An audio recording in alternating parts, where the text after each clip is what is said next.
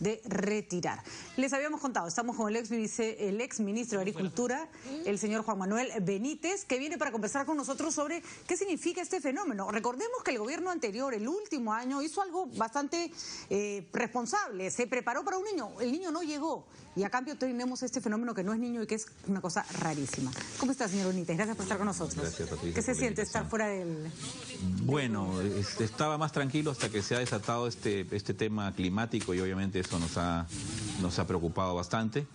Y quería un poco por eso comentar cuál fue nuestra experiencia y cómo podríamos desde ese punto de vista apoyar las acciones que el gobierno está llevando ahora a cabo. Porque recordemos que usted no solo ha sido ministro de Agricultura, sino fue la persona encargada de llevar adelante toda esta previsión en caso viniera un niño, ¿no es cierto? De acuerdo. Y yo quisiera partir diciendo una cosa, no es que no vino niño, sino que vino un niño de menor intensidad al esperado. Y las cosas que hicimos en el norte principalmente respondieron. Tuvimos el triple del agua que hay un año normal en el río Tumbes, en el río Piura, en el río La Leche. Y eso mismo está funcionando ahora. Eso es positivo. Ese trabajo lo que tiene que hacerse es hacerse continuo. Después de casi 18 años no se limpiaban los drenes, las quebradas y los ríos. Hoy día, peor lo que está pasando si es que no se hubiera hecho ese trabajo. Hubiera sido peor. Lo mismo que se hizo también en Chosica. Las mallas que pusimos en las quebradas han respondido reteniendo las piedras grandes y por eso no hemos tenido desgracias y pérdidas humanas que lamentar. Entonces eso es positivo. Pero ese trabajo hay que hacerlo de manera continua, permanente. En el sur también hicimos un trabajo en Ica. Limpiamos el río Ica prácticamente por completo, pero lo que ha ocurrido es que la quebrada Kansas y la Tinguiña se activan y obviamente ponen como un dique natural sobre el río y eso desvía las aguas hacia la ciudad, que es algo que también pasó en el año 98. Entonces no es que no se haya hecho nada de prevención, tal vez no la suficiente por obvias razones, pero no se pensó en un evento de esta magnitud, que era lo que decía también el premier Zavala en la mañana, no que esto es totalmente anómalo. Yo creo que cuando él se refiere a que no estábamos preparados es por el evento actual, es decir, nos ha tomado prácticamente de sorpresa. Incluso los científicos al inicio del año decían que no había prácticamente niño este año, que era un verano normal, y de pronto tenemos 7 grados de diferencia de anomalía en Paita ayer por la tarde. Sin embargo, no es un niño. No es un niño. Esa es la cosa que es rarísima, ¿no? Que nadie sabe determinar qué es lo que genera esta ola de calor, pero no es la corriente del niño. Bueno, lo que hay que decir es que el cambio climático está haciendo estragos y ya lo sabemos, y tenemos sequías que se prolongan, heladas muy fuertes y ahora inundaciones graves. Lo que hay que hacer, por eso es tan importante como tener un plan de prevención, que digo, el gobierno anterior lo hizo y este gobierno espero que lo continúe, es cómo atendemos las emergencias, que es otro tema fundamental, y ahí también nos preparamos. El gobierno anterior compró maquinaria, tenemos más de 300 máquinas que se llevaron muchas al norte y que algunas deberían redistribuirse. Compramos también helicópteros nuevos, tenemos un buque logístico Tacna que puede procesar agua para 40.000 personas, puede llevar ayuda humanitaria, incluso módulos de vivienda que también se compraron. Ustedes no están en el gobierno, pero me imagino que tienen mejor información.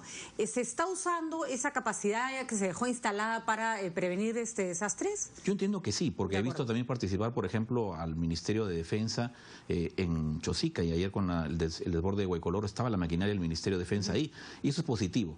Pero hay un ingrediente adicional que sí creo que es importante como experiencia transmitir al gobierno actual, el trabajo interinstitucional. Nosotros teníamos un centro de operaciones en la base del Ministerio de Defensa, donde nos reuníamos todos los lunes 8 ministros de Estado, y teníamos funcionarios de todos los ministerios integrados ahí, 24 horas al día, por 7 días de la semana, y estaban monitoreando todo el país. Entonces, si había que tomar una acción, sabíamos dónde estaba la máquina, dónde había que moverla, si era el Ministerio de Transporte. ¿Y eso no se está haciendo ahora?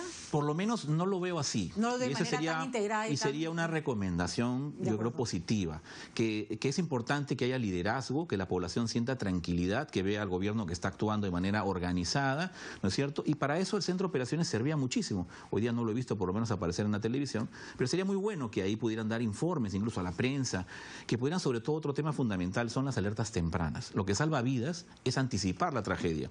En el caso de Tumbes, el año pasado, cuando hubo también 1.600 metros cúbicos por segundo y se desbordaron más o menos unas 500 o 1.000 hectáreas, avisamos de la llegada del agua básicamente con 6 horas de anticipación, porque tenemos una caseta en la parte alta. Todo eso se puede, o sea, por un terremoto es imposible. En la mañana conversábamos que lo máximo que se puede adelantar un sismo fuerte son 10 segundos. ¿Cuánto se puede adelantar, avisar? Ojo, viene el río muy cargado, se va a desbordar. En el caso del río Tumbes, lo acabo de decir, 6 horas antes. Eso da para que la gente se vaya, levante sus cosas. En el propio Chosica pusimos pluviómetros en las partes altas y alertas en la parte baja. Estaban incluso monitoreados a través del centro de operaciones. Eso debe activarse, avisarle a las personas. Planes de evacuación. Lo que usted está diciendo, señor Benítez, es gravísimo. Sí. Porque si existe eso y no no se están dando las alertas, si no se están dando las alarmas, hay una responsabilidad enorme de toda una capacidad instalada que no estaría, ok, de acuerdo, no se está muriendo la gente, pero está perdiendo todas sus cosas. Bueno, ¿no? pero hay que diferenciar una cosa, Patricia. Lo que está pasando en las ciudades, en el norte principalmente, es la inundación por lluvias. De acuerdo, eso es un huaico. Esas son más difíciles. Bueno, hay alertas. Después de 8 horas de lluvia en Chiclayo, ya la casa se te va a inundar, hagas lo que hagas, ¿no? Y tú no puedes saber si va a llover 2 o 10 horas. Exactamente, ¿no? Y eso no se puede culpar al gobierno. Eso ocurre porque además están mal diseñadas las viviendas, no tienen pendiente los techos, se empoza el agua y se cae el techo. ¿No? Pero ya hay un tema que sí nos debe llamar la atención, es que cuáles son los planes para poder actuar y atender a esas personas. La ayuda humanitaria tiene que llegar inmediato, la gente se desespera. Pasan horas, veía hace un momento que han pasado 2 días para que llegue ayuda humanitaria. Eso sí hay que corregirlo. Otra cosa que debemos hacer también es reubicar personas. Yo creo que es más difícil, sé que es muy complicado, hay gente que tiene títulos de propiedad en zonas absolutamente vulnerables y van a seguir viniendo este tipo de eventos y va a seguir siendo afectada.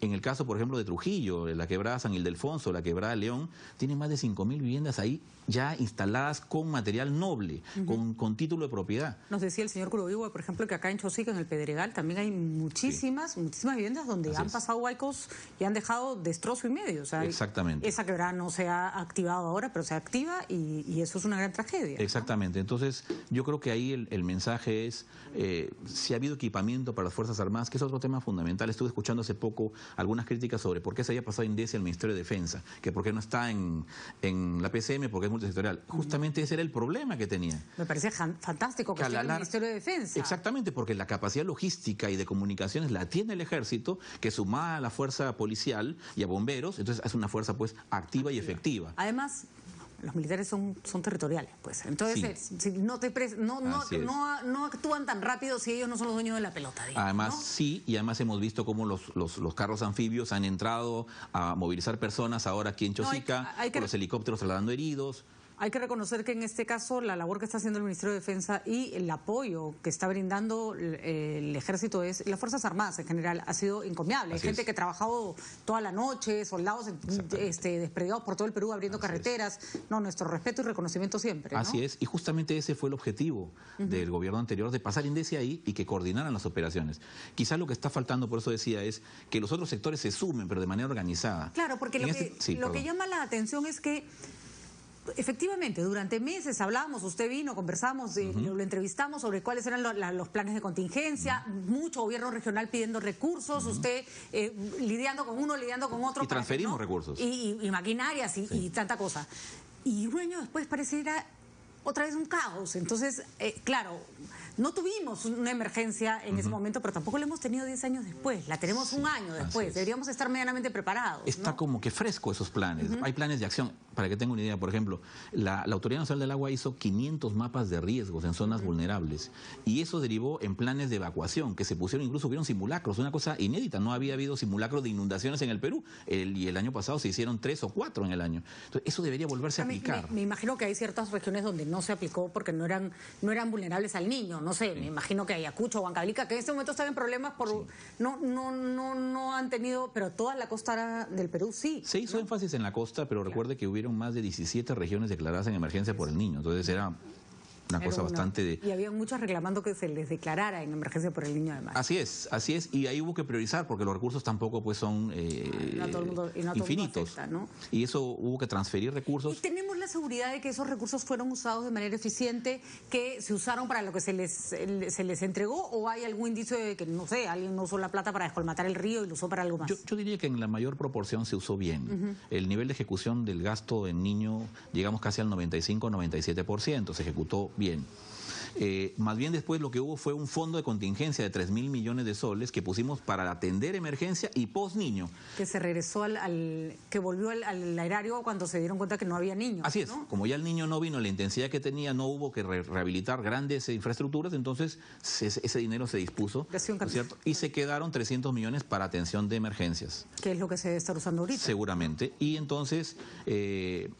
ahí está un poco lo que yo diría que hay que recoger. El trabajo multisectorial organizado con liderazgo puede ayudar a llegar mucho más rápido, más eficiente y dar tranquilidad a la población. En estos casos el estrés es fuertísimo.